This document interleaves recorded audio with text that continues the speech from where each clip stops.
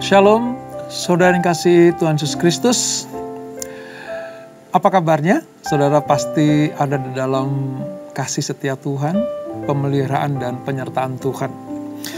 Hari ini kita akan melanjutkan pembelajaran kita, saudara. Ada satu topik yang sangat menarik, walaupun kadang disepelekan banyak orang. Kalau lagi baca firman nih, kalau lagi baca Alkitab nih, kadang dilewati. Apa itu? Tentang pakaian imam. Pakaian imam. Tetapi kalau kita pelajari ke dalam, lebih dalam lagi saudara akan menemukan banyak hal yang luar biasa. Tadinya saya juga ragu apa yang bisa saya sampaikan pembelajaran tentang pakaian imam. Ternyata setelah saya baca, saya pelajari, saya cari referensinya gitu. Wow, saya menemukan banyak sekali harta rohani dari pembahasan tentang pakaian imam. Yang pada khususnya ketika Musa diperintahkan Tuhan untuk mempersiapkan Harun sebagai imam besar dan anak-anaknya sebagai imam-imam pelayan di dalam kemah suci. Nah, sebelum kita lanjutkan pembelajaran kita dan pembacaan kita serta pengupasan firman Tuhan pada Bible Study malam hari ini, mari kita hampiri Tuhan, kita rendahkan hati kita supaya Tuhan yang maha tinggi itu menjamah kita dan mengurapi kita. Sehingga dengan kacamata yang benar kita akan mendapatkan firman yang benar pula. Kita sembah Dia, saudara. Haleluya. Yesus, kami maksud hadirat. Engkau sungguh baik Tuhan. Kau teramat baik.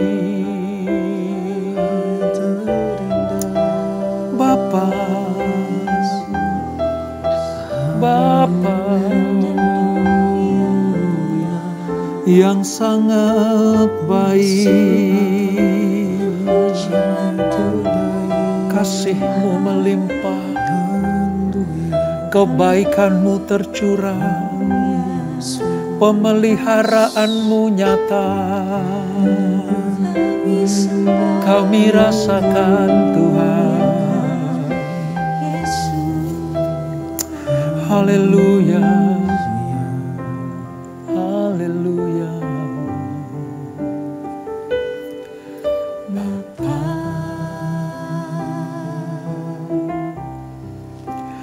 Engkau sungguh baik, kasih-Mu melimpah di hidupku. Kami berterima kasih kepadamu Tuhan.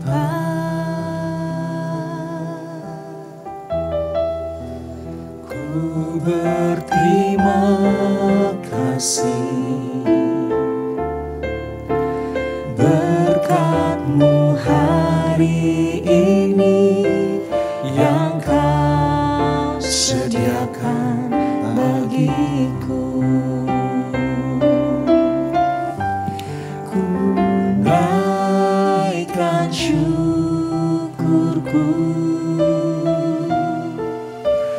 buat hari yang Kau beri, tak habis-habisnya kasih dan rahmat-Mu,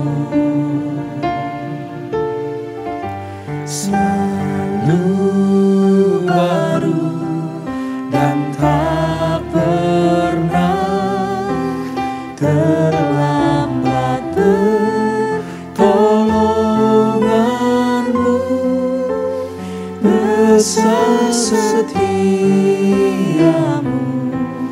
di sepanjang hidupku. Amin Tuhan. Engkau sungguh Allah yang baik bagi kami.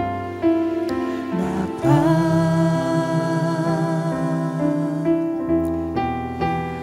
Engkau sungguh baik, kasih-Mu melimpah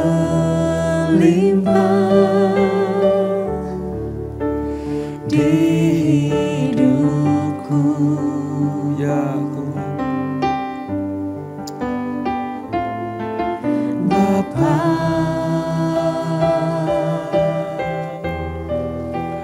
ku berterima kasih berkat-Mu hari ini yang Kau sediakan bagiku. Ku naikkan syukurku buat hari yang Kau beri, tak habis-habisnya kasih dan rahmat-Mu. Selalu baru dan tak pernah terlambat pertolongan-Mu. Besar setia-Mu di sepanjang hidupku. Ku naikkan syukurku buat hari yang Kau beri, tak habis-habisnya kasih dan rahmat-Mu. Selalu baru dan tak pernah terlambat pertolongan-Mu. Besar setia-Mu di sepanjang hidupku. Besar setia-Mu, besar setia-Mu, besar setia-Mu di sepanjang hidupku. Haleluya.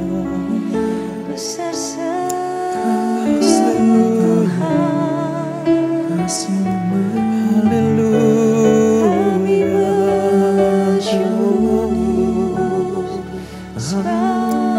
Terima kasih Tuhan. Terima kasih Allah yang hidup. Jiwa kami memuji-muji Engkau. Jiwa kami mengagungkan Engkau Tuhan. Hidup kami bagi-Mu Yesus.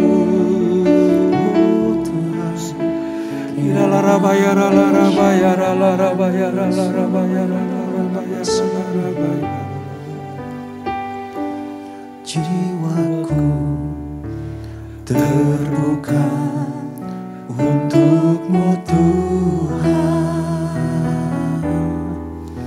Selidiki, nyatakan segala perkara. Singkapkan semua yang terselubung, supaya ku layak di hadapan-Mu Tuhan. jiwaku terbuka untuk-Mu Tuhan. Selidiki, nyatakan segala perkara, singkapkan semua yang terselubung, supaya ku layak di hadapan-Mu Tuhan. Singkapkan semua yang terselubung, supaya ku layak di hadapan-Mu Tuhan. Biarlah kemuliaan-Mu menyingkapkan hal-hal yang terselubung. Bukan hanya tentang umat-Mu saja, tapi juga tentang firman-Mu. Engkau akan menyingkapkan hal-hal yang selama ini tidak kami mengerti. Menyingkapkan hal-hal yang selama ini tersembunyi. Supaya lewat kebenaran firman-Mu kami dilayakkan Tuhan. Mendapatkan kemuliaan demi kemuliaan. Mendapatkan berkat lewat firman-Mu ini. Terima kasih Bapa. Rahasia-rahasia surgawi akan Kau nyatakan untuk kami semuanya. Oleh sebab itu, Roh Kudus urapi kami. Urapi hamba-Mu untuk mengupas firman ini. Menjadi mana surgawi. Menyehatkan otot-otot rohani kami. Dan semakin kami mengenal Engkau, Allah yang kudus itu. Terima kasih Bapa. Di dalam nama Yesus, mari yang siap belajar firman Tuhan, sama-sama kita katakan, amin. Mari kita langsung ke Keluaran pasal ke-39, saudara. Kitab Keluaran pasal 39. Satu pasal sebelum mengakhiri kitab Keluaran, ada hal yang menarik yang perlu kita pelajari. Selama ini sepertinya tersembunyi, menjadi sebuah rahasia, atau bahkan terlewatkan. Tetapi kita akan pelajari supaya kita mengerti sungguh apa yang dimaksud dengan firman Tuhan sebelum kitab Keluaran ini terselesaikan. Tentang pakaian imam, saudara. Keluaran 39 ayat 1 sampai 7. Nanti kalau ada ayat-ayat penyerta, kita akan baca. Tapi kita mulai ayat 1 sampai 7 dulu. Demikian firman Tuhan, membuat pakaian imam. Dari kain ungu tua, kain ungu muda, dan kain kirmisi, dibuat merekalah pakaian jabatan yang dipakai apabila diselenggarakan kebaktian di tempat kudus.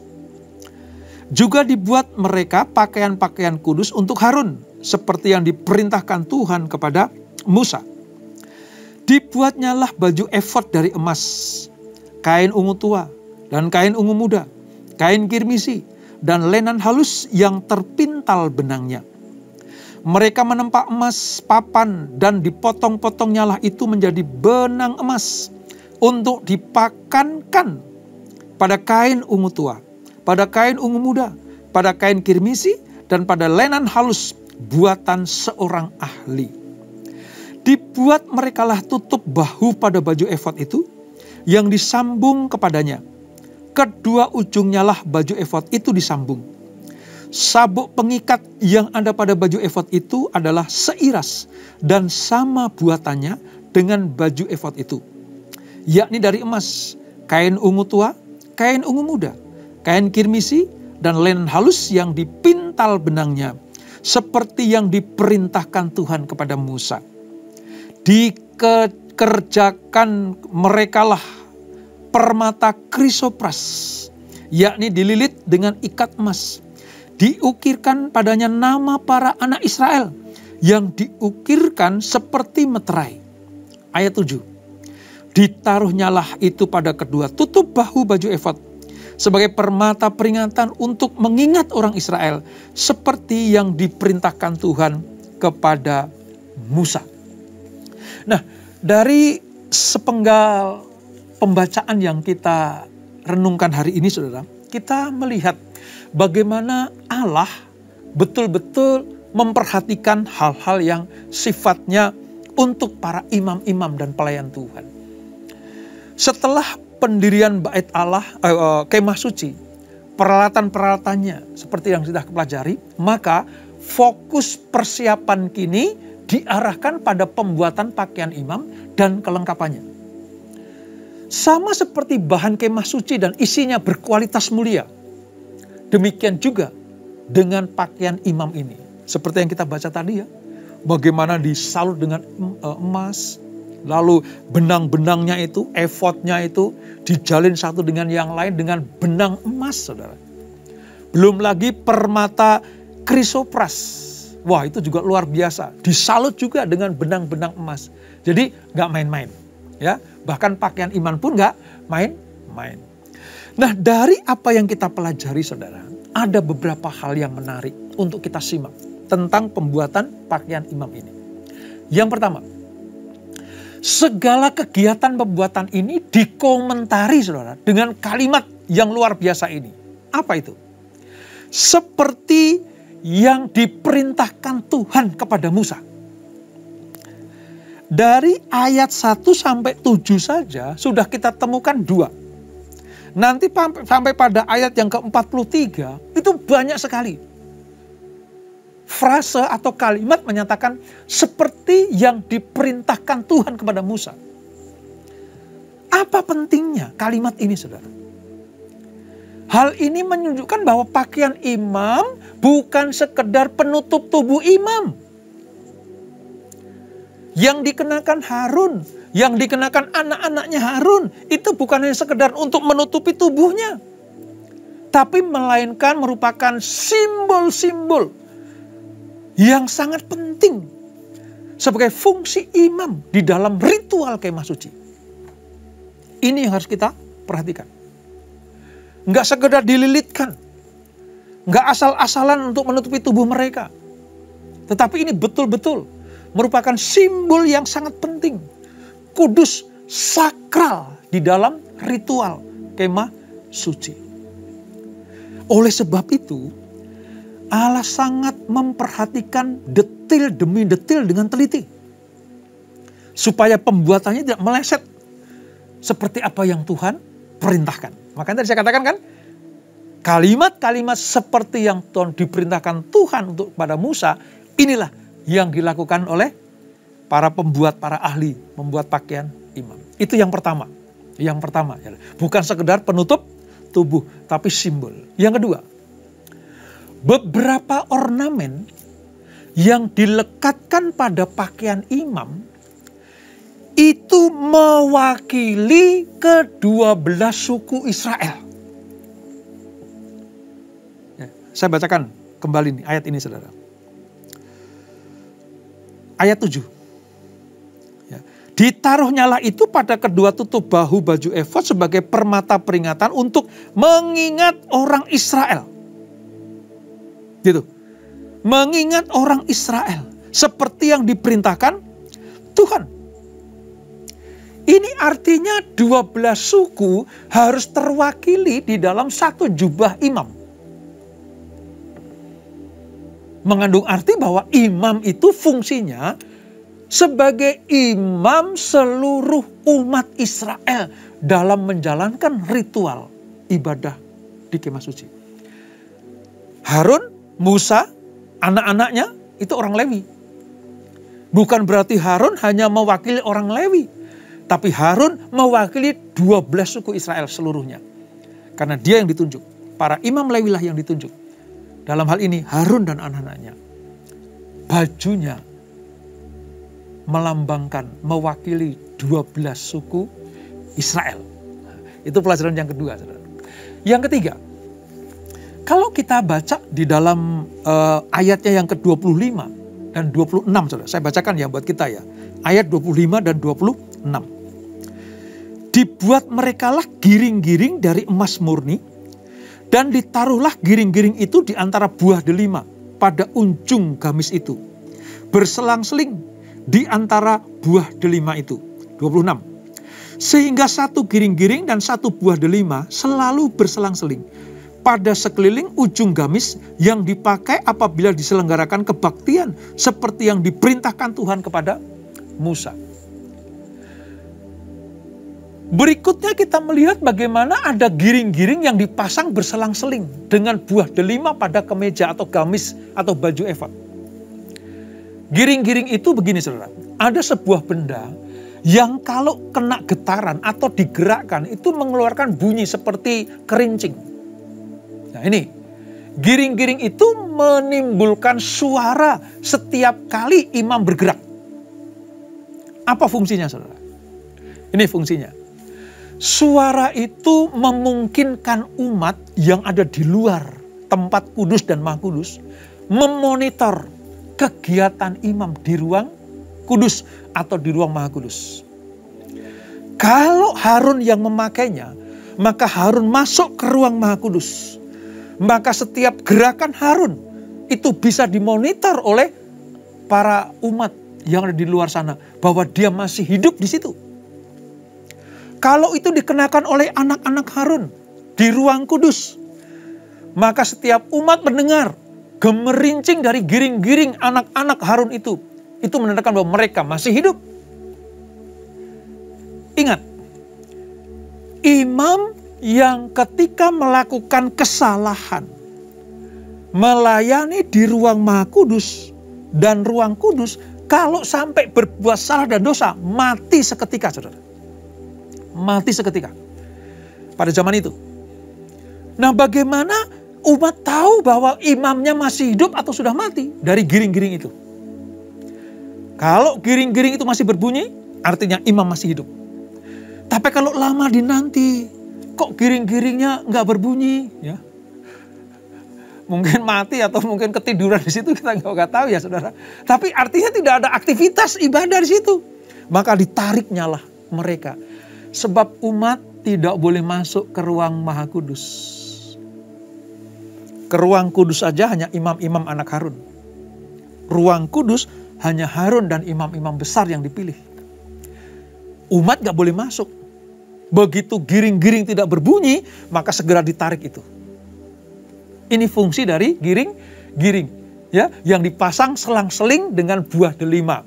Ya, buah delima itu bukan buah delima yang dimakan asli gitu, bukan, tapi sebuah ornamen membentuk buah delima. Nanti disalut, diselang-seling dengan giring-giring.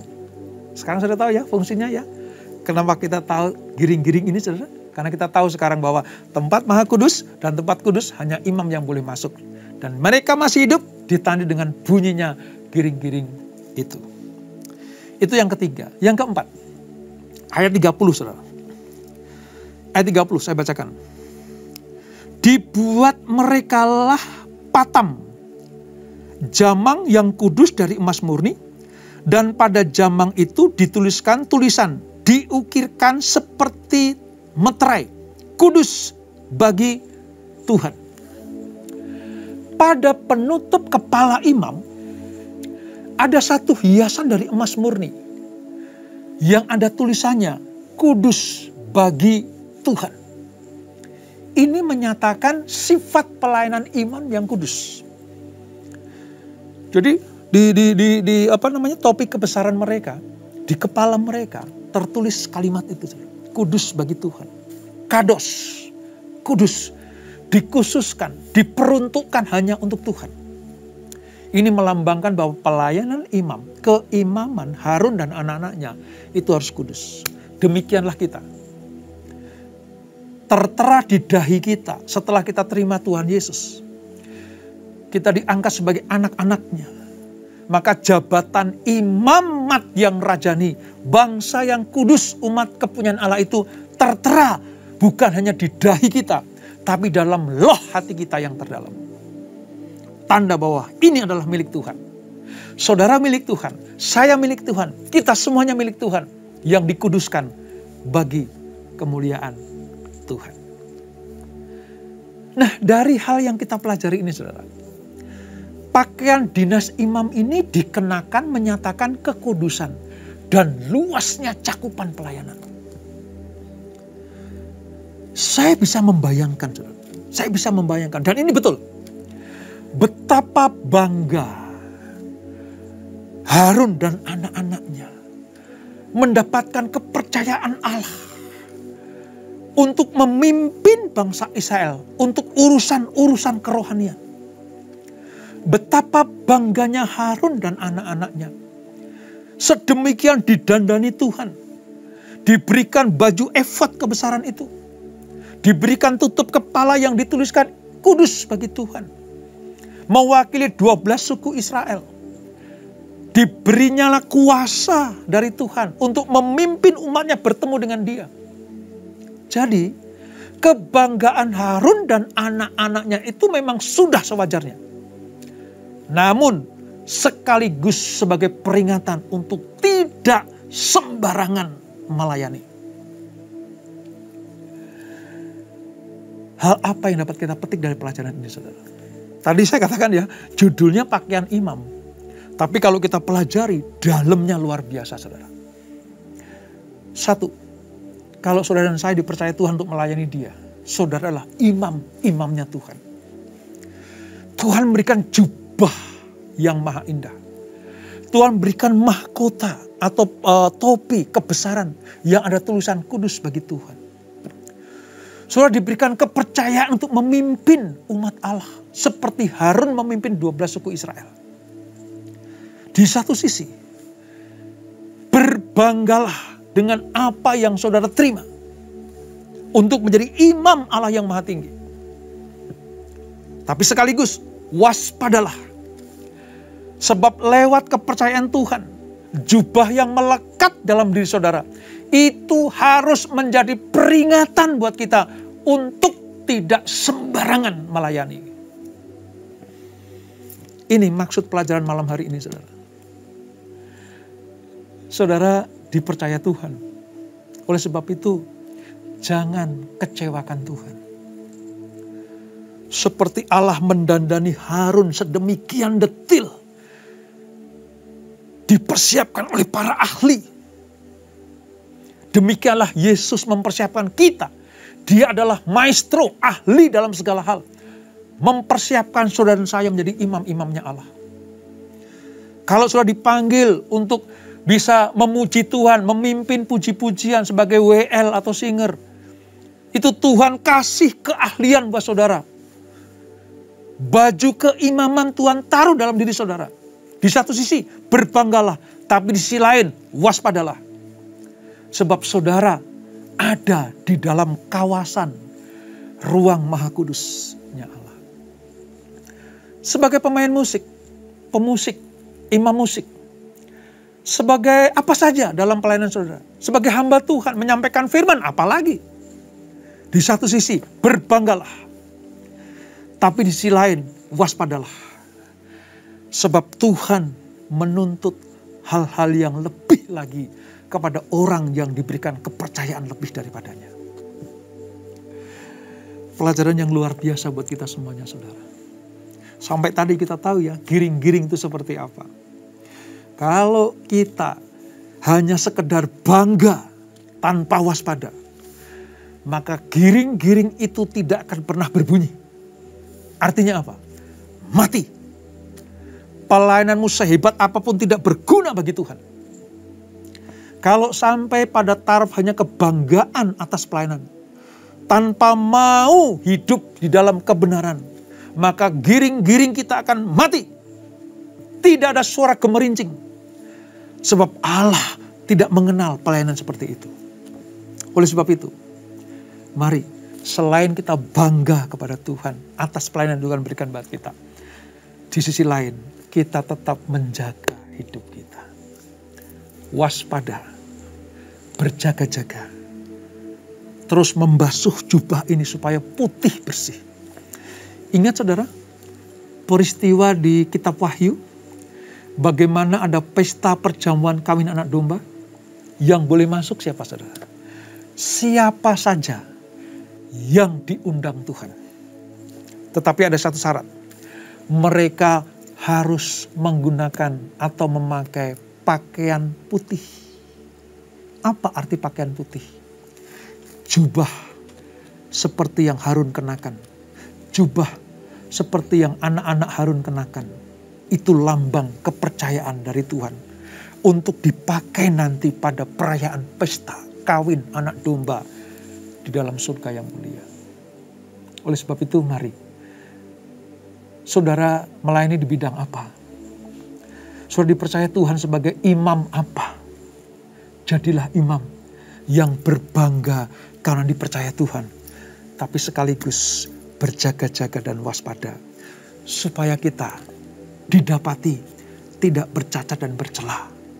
Dan kita disebut sebagai orang yang berkenan kepada Tuhan. Kita berdoa. Bapa di surga, terima kasih untuk pembelajaran pada hari ini. Walaupun perikopnya sederhana, membuat pakaian imam, tapi ternyata pengertian-pengertian surgawi, harta surgawi itu tersingkap. Yang terselubung selama ini terbuka. Kami mengerti sekarang. Kalau kami dipercaya Tuhan, menjadi pelayan Tuhan, sebagai apapun, itu adalah imam Allah. Kami berbangga seperti Harun dan anak-anaknya berbangga. Tapi sekaligus Tuhan tuntut supaya kami waspada dan berjaga-jaga. Sebab pakaian imam yang tidak dipergunakan dengan baik, tidak dijaga, tidak dirawat, dan tidak dipergunakan untuk mempermuliakan nama Tuhan, Allah murka dan marah besar. Terima kasih untuk peringatan ini ya Tuhan. Buat kami semuanya. Kami berbangga dipilih Tuhan. Kami mengucap syukur dipilih Tuhan. Tapi sekaligus kami juga harus waspada dan berjaga-jaga. Supaya pelayanan kami, pelayanan yang dikenal oleh Tuhan. Tidak seperti ahli-ahli Taurat dan orang Farisi. Berkata kepada Tuhan, aku sudah melakukan ini, aku sudah melakukan itu. Tapi apa kata Tuhan? Enyahlah engkau pembuat kejahatan. Aku tidak mengenal pelayananmu. Itu yang paling kami takutkan ya Tuhan. Tapi puji Tuhan, hari ini kami diingatkan. Supaya kami tetap menjaga pakaian kebesaran itu. Hidup kami, roh, jiwa, dan tubuh kami tetap layak di hadapan-Mu. Berkati anak-anak-Mu, khususnya para imam-imam pelayan Tuhan. Berkati Tuhan, ingatkan hal ini kepada mereka, supaya mereka tetap menjaga kehidupan yang berkenan kepada Tuhan, layak dan kudus. Tidak meremehkan atau memain-mainkan pelayanan ini. Tidak membuat enteng pelayanan ini. Tapi mereka bersungguh-sungguh kepada Tuhan. Berkati keluarga demi keluarga. Berkati anak-anak muda generasi Yeremia, supaya mereka belajar untuk menjaga kekudusan. Sehingga pelayan mereka dilayakkan dan disertai Tuhan, serta dipermuliakan oleh Tuhan.